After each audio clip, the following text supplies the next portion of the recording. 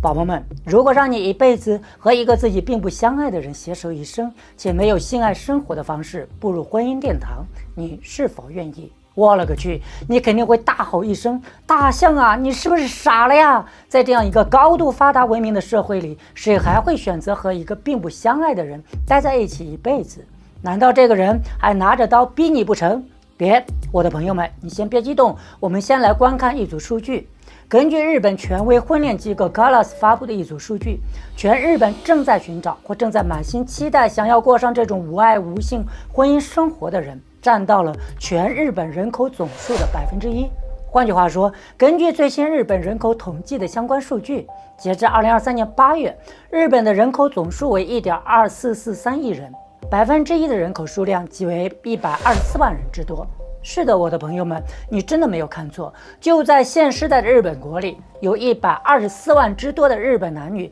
正在前仆后继地想要过上一种与爱情无关、与性生活无缘的婚姻生活。而最让人感到压抑的是，根据 CALAS 发布的数据显示，向往此种无爱无性婚姻生活的日本男女平均收入都超过了日本人的平均收入，且81%的女性和91%的男性拥有本科以上学历。截至2023年5月，有 CALAS 配对过的1045名会员当中，有458人顺利成婚，这就意味着成婚率高达43.8%，远远超出了传统婚恋机构的配对水平。那么，我的朋友们，问题来了，通常情况下，东亚文化里的婚姻生活虽然都不是关于爱情的完满结果，有时也会成为爱情的坟墓，但不管怎么样，婚姻与爱情通常是高度关联，特别是婚恋自由后，因为爱情步入婚姻殿堂，被视为人的一生当中最为神圣的人生大事之一。退一万步讲，即使婚姻当中没有爱情，性生活总是不能缺少的关键一环。哪怕是在父母之命媒妁之言的封建社会，结婚通常也是打开性生活的一把钥匙，或者说性也是开启婚姻生活的一种仪式。而如今一度冲上热搜，在日本突然流行起来的一种既不需要爱情也不沾性生活的婚姻关系，或许正在冲击着东亚文化现有的家庭婚姻关系。那么日本人的婚恋观到底发生了什么事情？鼓励大象马上开始。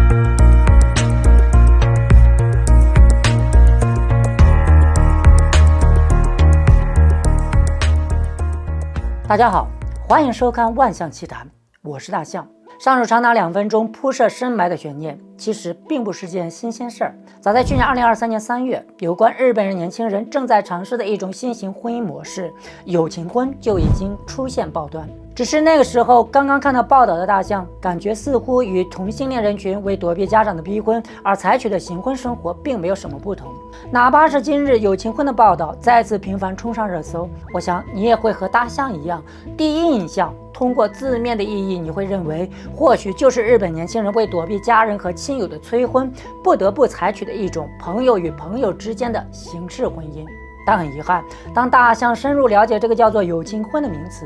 远远超出了我对友情和婚姻的认知。有情婚的双方和普通婚恋的双方并没有什么不同，他们通常情况下也都会经历相识、相恋、相知的婚恋过程，只是他们之间的相恋与相知会有那么一种现实的无奈感。在日本有一家十分特殊的婚介机构，名叫 CALAS。CALAS 促成的不是常规的婚姻，而是一种叫做有情婚的一种婚恋模式。顾名思义，它并非如同大多数现代婚姻一般建立在爱情之上，而是类似朋友之间的结合，组建成形似传统家庭的家庭结构，既有家人的陪伴，又保留各自的生活空间，彼此之间没有性生活，但有相同的志趣与喜好。如若双方协商一致，想要个孩子，也可以通过试管的方式共同孕育彼此间的新生儿，但双方都必须参与到育儿的整个过程当中来。朋友们，乍一看，这似乎完美解决了东亚文化当中男尊女卑以及传统婚姻中存在的各种问题。比如传统文化中，妇女被道德束缚，新兴人类与传统父母间的冲突，以及由此分工带来彼此间的义务冲突。也正因如此，似乎有情婚再次冲上热搜，越来越受到日本年轻人的欢迎，也就有了它不得不火的理由。根据 CALAS 的创始人中村光沙的介绍， Carlos 婚恋机构的会员客户从最开始的几十人，到现在已经超过了1000人，会员的平均年龄超过了30岁，配对成婚率超过了43%。之所以说有情婚解决了东亚文化中男尊女卑的文化束缚，我们不妨先看个例子。曾在日本热播的电视剧《逃避虽可耻但有用》接近大结局的时候，由新垣结衣饰演的女主角森山实力真的与新演员饰演的男主角金崎平匡相爱了，决定成为真正的夫妻。男主角提出，如果我们结婚了，现在这种彼此契约间的关系会自动解除了，支付给女主角的薪水可以存下来买房。但女主角马上意识到似乎有什么地方不对劲，为什么两人的关系变成真正的夫妻后，他们的生活和相处模式与之前并没有什么不同，但女主角反而拿不到之前男主角为自己劳动所支付的薪水了呢？因为结婚，所以不用支付工资，男方就可以享受免付薪水的服务。显然，这就是爱情剥削。而有情婚恰恰就完全跳过了爱情这个环节，彼此在婚前就商定好了双方为家庭所付出的内容，共同工作，平分家务，退却爱情的滤镜。有情婚的公平也提醒了双方，无论是因为友情还是爱情，斤斤计较的公平或许都非常重要，它能让双方都过上不需要忍耐的生活。再来看现实生活中的例子，通过 Carlos 婚宴中心顺利结婚的佐藤是个无性恋者，在他第一次意识到自己真正性取向的时候，是在18岁那年。当时他很喜欢自己的男友，可随着相处时间的拉长，佐藤发现对方想要索取的并不仅仅是彼此间简单的拥抱，男友在觊觎他身体的渴望变得越发明显。事实上，佐藤说他很喜欢他，但却也是真的害怕见他，并且在他第一次感到疑惑的时候，心里萌生了自己无论如何都解答不了的疑问：为何有了喜欢还不够呢？佐藤关于男友对自己身体的渴望产生了巨大的困惑。在他意识到自己是个无性恋者的时候，虽然他并不排斥亲密的爱人关系，但这一切并不是他想要的。但对于大多数的人来说，性是恋爱和婚姻缺一不可的必要条件。换个说法，如果当时就有这种建立在友情之上的婚姻，或许佐藤的困惑也就早早有了答案。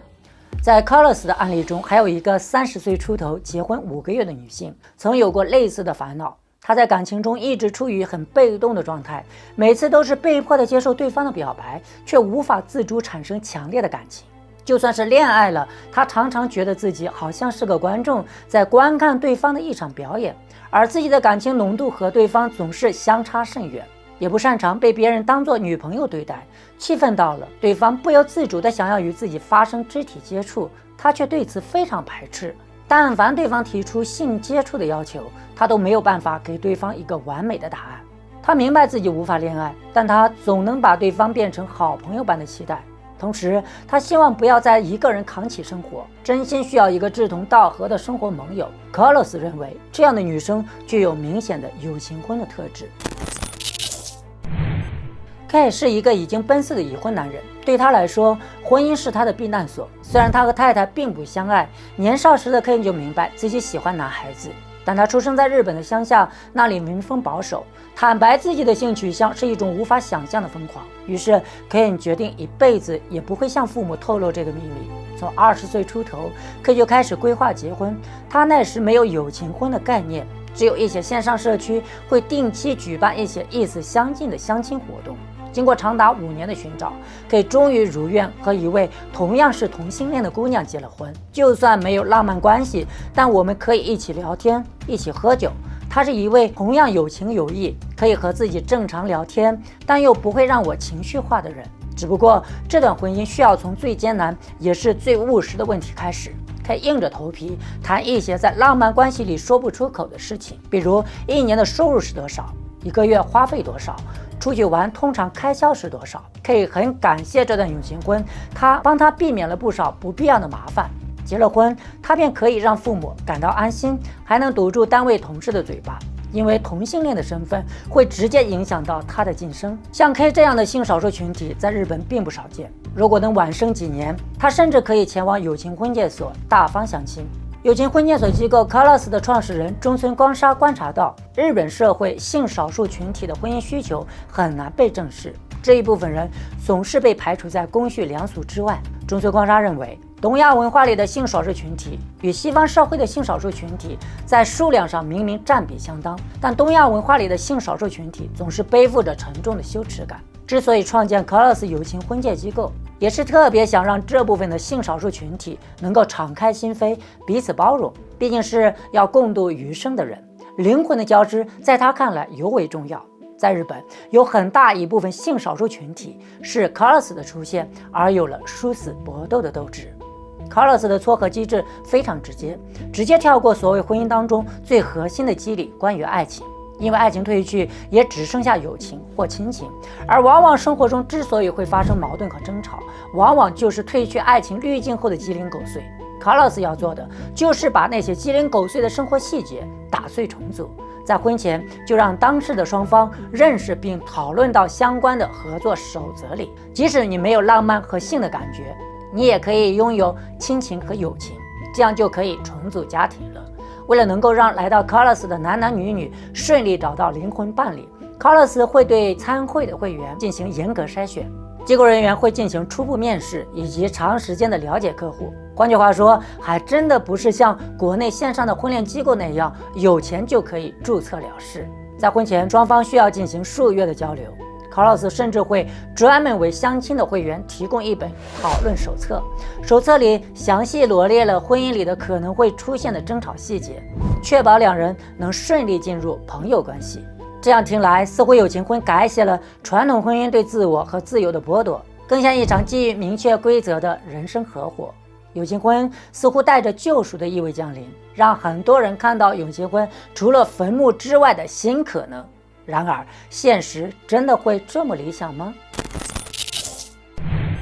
即便是友情婚，也意味着必须走进彼此的生活。同居里生活习惯的冲突、水电费的平摊，很可能成为散伙的导火索。在社交媒体上，一个网友疯狂地吐槽自己的妻子，不让他在阳台上晒东西，但妻子还是做了。接到管理员的警告信，让他十分尴尬。自己在年末有宴请朋友的习惯，却因为妻子不同意，就无法继续。不交水电费还要开空调，一点都不体谅自己挣钱的辛苦。类似鸡毛蒜皮的小事，并没有因为友情的元素而得到更多的包容。毕竟怎么做功课都很难预知婚后出现的一系列矛盾。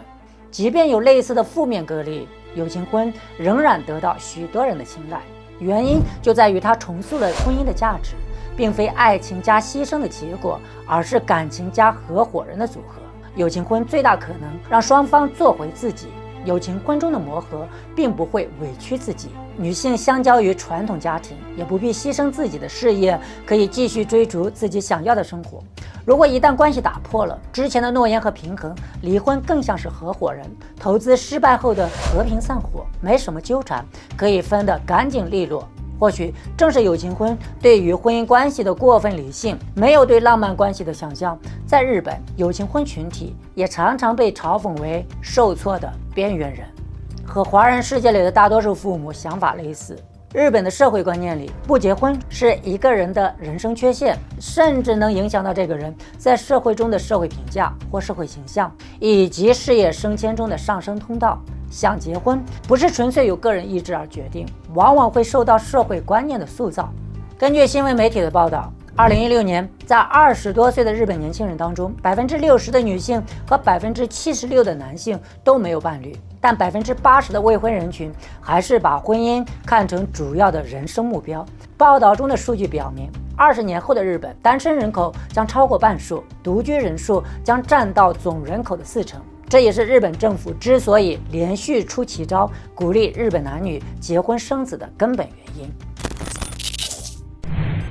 2017年，日本作家荒川和久出版的《超单身社会》一书的扉页上留下这么一句话：就算一个人也能好好活下去吗？无论是日本的年轻人，还是对于同样生活在东亚儒家文化圈的我们来说，生命中都有个看不见的时钟——社会时钟。社会对于重大的生活事件、适宜年龄有其高度的一致性，比如结婚生子、退休等一系列一致性社会事件。这样的一致性社会事件会对当事少数个体造成强大的一致性社会压力，促使他们到达一定年纪后必须接受某个特定的角色。也许正是这些一致性的社会事件，促使有情婚为代表的新型婚姻关系在固有社会的时钟下开辟出另外一种新型婚恋舒适区。你可以认为它是一种反叛，但我更愿意将其视为一种妥协和探索。在过去，婚姻被视作资源整合，有政治关系下的联姻，有家族经济间的合作，更有父母之命媒妁之言下的胁迫。而发展到现代，创造出来为爱成婚的概念，我们对于婚姻的期待正在不断叠加，不仅是经济上的匹配，也有情感上的交互和长久的理解与陪伴。而另一面，它的脆弱性和对女性的剥夺，让现实与理想相差甚远。因此，近年来新型亲密关系的探索与尝试变得越来越普遍，人们开始重新审视和解构传统婚姻的价值和意义。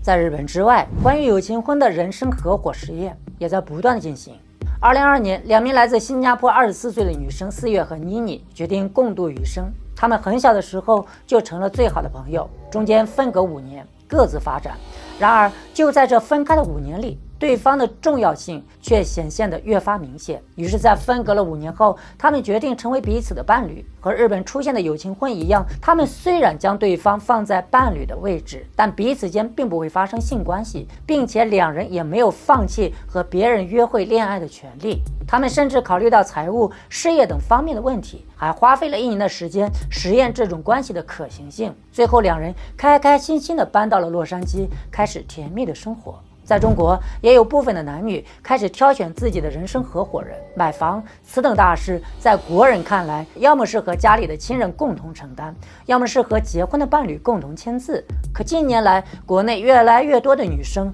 开始选择和闺蜜一起买房。当越来越多的此类事件见诸网络的时候，我们最常见的评论往往都是在质疑：这能靠谱吗？到时候撕破脸皮就难看了呀。可是话又说回来，所有的亲密关系，包括今天我们探讨的有情婚，本质不都是一次风险尝试吗？朋友们，借由有情婚的话题，我们不妨问下自己：社会文明发展到数千年后的公元2024年，我们真正需要的真的只是一场婚姻吗？或者我们想要的是获得真正的自由，打破社会规范的方式，也不是只有人生合伙这一种。或许我们最想打破的是对一个人老去的恐惧。有太多人渲染老年孤独的恐怖，以至于我们望向未来，只觉得眼前一片黑暗。或许人们真正需要的其实不是婚姻，也不是什么有情婚，而是另一种与婚姻无关的关系。当性少数群体的家庭被认可，当单身女性也能生育，当社会不再以家庭为组成它的细胞，单身不再受到歧视，或许有情婚就不再是另类，也根本不再需要有情婚这样的事物，而是各种各样平等的生活方式。心理学家丹尼尔·卡尼曼说，幸福就是和自己爱的人和爱自己的人一起消磨时光。自己爱的人、爱自己的人并不仅限于恋人、家人或是孩子，也可以是和自己志趣相投或价值观一样的人。幸福的关键并不在于你是否结婚、是否有孩子等，而是无论你处于什么样的状态，都有不停追求幸福的行动力，以及无论多小的一件事，你都能感到幸福的能力。祝观看此片的你，此生幸福，永远幸福。以上，感谢收看今天的节目，记得订阅万象的频道，平安喜乐。